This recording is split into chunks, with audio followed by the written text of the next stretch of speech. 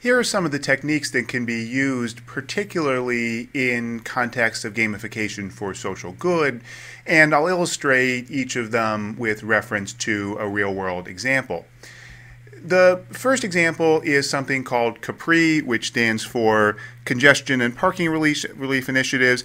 It's a project at Stanford that's being developed by a professor named Balaji Prabhakar and his team based on some work they've done in other places. And the issue here is parking spots fill up on campus at Stanford. The roads get congested because most people who are driving onto campus show up at the same time and leave around the same time. That's why it's called rush hour. This is, of course, not at all unique to Stanford. And so what the team did was come up with a system to incentivize people, motivate them, use game rewards and so forth, to spread out their arrival and departure and parking patterns. And at some level, it works like the other kinds of gamified systems that we've seen. So it uses the standard approaches of feedback and rewards. You see here this meter, which shows how many points you've earned. Here's how many points, level 30, the person has earned this week. Here's their level that they've gotten to, level silver, and you see this graphically represented here. And that provides some feedback, and that feedback then ties into rewards. And here you see $25. You get a monetary reward and a set of credits, points, every time you park at some time outside of the rush hour period. So that's the first element of this, which again looks like many of the other examples that we've seen. But here's some interesting areas that are a little bit different. The first one has to do with monitoring. So how does this information get recorded? It gets recorded automatically because users of the system use smartphones with GPS that are tied into a system that can track automatically what time you arrive and where you arrive. There's no need to go and type in and self-report what you did. This is a particular challenge for social impact gamification. It's a challenge for all kinds of gamification, but if we're talking about commercial context, usually there's some existing transaction. It's you at work where you're monitored by the corporate systems that you're using, or it's you visiting a website of a company that's then able to track you that way. With many of these social impact type applications that involve behavior change, a big challenge is getting people to report. You've got to describe what you ate. You've got to describe what kind of energy usage you engaged in. And that's a hurdle. So more and more sensors are being used to track automatically what people are doing. Obviously, this raises privacy and other issues. It needs to be done in a way that is transparent, that allows the users to at least opt out and probably opt in and so forth. But if it's done right, then that's very powerful to encourage participation in the system. Third one is the subtle use of communal pressure. So you see down here the use of friends. You can see not only what you're doing, but some information about your friends and their parking behavior within the system. Earlier on, I gave the example of O-Power and showed how they give you reports that say, here's how your power usage compares to your neighbors. And what that does is it activates some very powerful social norms. It's not necessarily about competition per se. It's about social norms that you don't want to be too far out of line with your community, your neighbors, or your friends. Creates a kind of subtle pressure, which may be healthy, to get people to conform and to get people to engage in that behavior. So those are some techniques that this service uses, which are particularly interesting in the social good context. The next technique is competition. So as I said, purely showing you what your friends did creates a subtle pressure, but it's not about beat your friends. Now, certainly we can use, or these systems could use, a leaderboard, and some of them do, for the express kind of competition against either others or friends, but there also is the potential to make the entire process a competition. What I'm showing you here is something called the Kukui Cup, which is a project at the University of Hawaii at Manoa, where some professors there have developed a system to create a competition among students in the residence halls, in different floors and sections of the residence halls, to see which one uses the least power. which one is the most efficient in their sustainable use of energy. And it's got all of the usual kinds of gamification elements that we see, as well as a big educational section.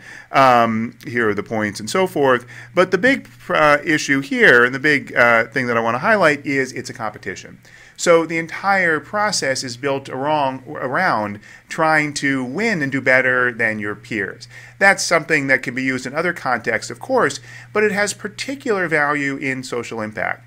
Because the danger of focusing too much on competition in the context of commercial gamification is that it pushes people to compete as opposed to focusing on doing well at their job, or focusing on understanding the product that they are going to buy and having a long-term engaging relationship with the company. Competition can result in this zero-sum relentless focus on the competition, which is bad. Here, there's no external existing kind of structure where this is your job. The competition is about trying to take pride in winning, but to get you to something that, again, you want to do, to get this group of students, for example, to use less energy. So the competition has less potential to be dangerous and more potential to be an added motivator that just sweetens the pot, if you will, and helps people get to the desired result. The next one is impact. If you're visiting a company's website, you probably don't care that much if your engagement is producing more sales or some additional marketing benefits for the company. But if you're involved in some kind of social impact activity, you as the user, the player, may care a lot to find out just what impact you're having, what good you're doing for the world. So there's an opportunity to leverage that feedback effect of seeing the ultimate results of collective activity on the site and turning that around and using that to further motivate people. So for an example, this is a screenshot from a company called Practically Green. Susan Hunt Stevens, who is the CEO of the company, is going to do an interview with me later, so I'll let her tell you about what the company does, but basically they motivate sustainability types of actions by people. And you see here, one of the things that they show on this page is what the consequences are of your activity. How much energy you've saved, how much fuel you've saved, how much waste you've avoided, water, trees, emissions.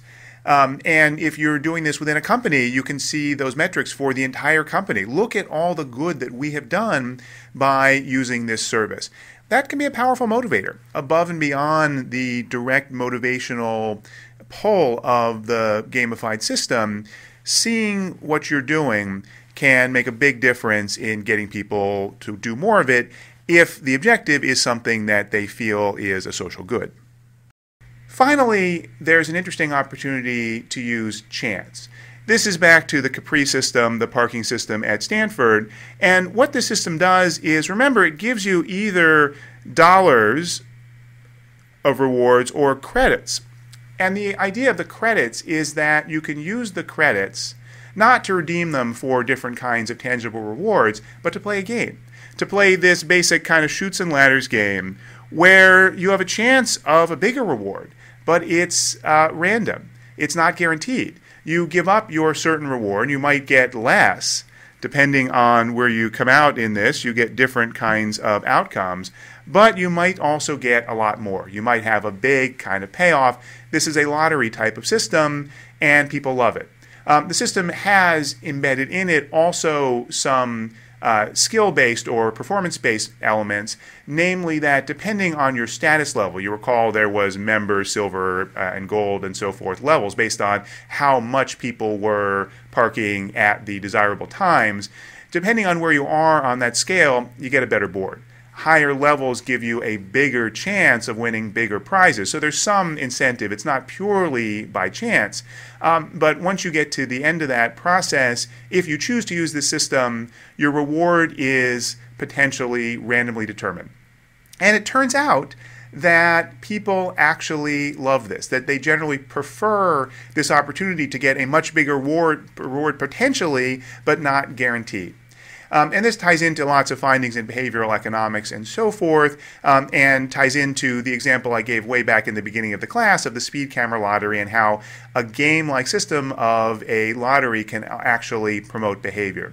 This system, Capri, as I said, is based on some prior work. The preliminary trial that was done in Bangalore, India, found that they were able to double the number of cars in the test area that were parking earlier or later than the rush hour period. And a trial in Singapore found at least a 10% impact on overall traffic patterns. And 10% may not seem like much, but traffic is a nonlinear thing. A small, consistent increase in the number of cars on the road in a particular place will lead to a big increase in congestion and traffic.